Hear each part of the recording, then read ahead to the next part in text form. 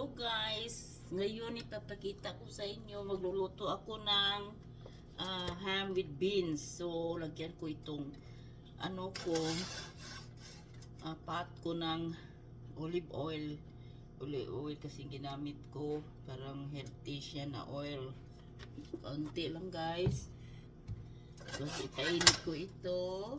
So, ilagay ko na itong garlic. Kasi mainit na yung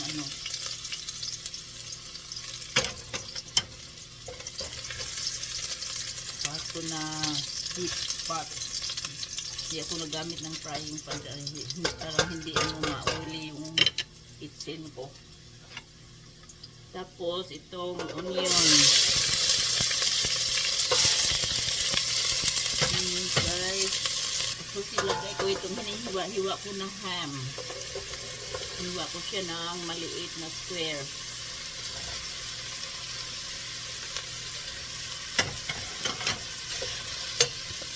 Tapos meron akong pinto beans sa may cans.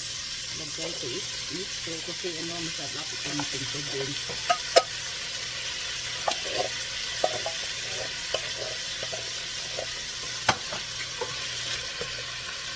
Tapos ilagay ko itong pork and beans.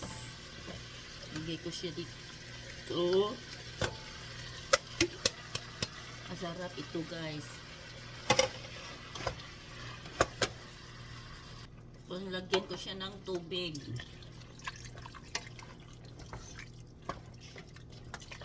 Tapos pabukalin mo ito hanggang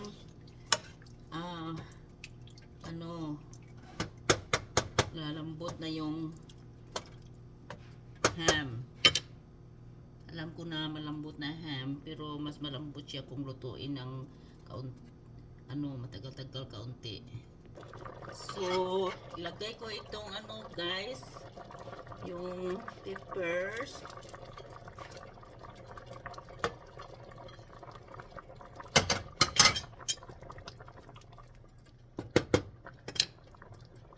Lagyan ko siya ng black pepper. Tapos itong ground cumin. Masarap ito guys. Lagyan mo ng ground cumin. Ang amoy niya ay ang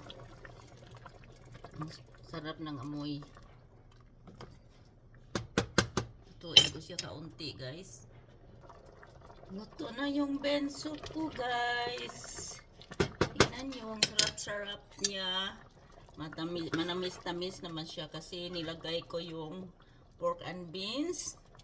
Tingnan nyo guys, ang sarap niya guys. Ito lang kakainin ko, yung bean soup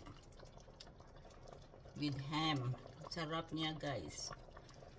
This one guys, tingnan nyo. See? Okay guys, thanks for watching. Bye.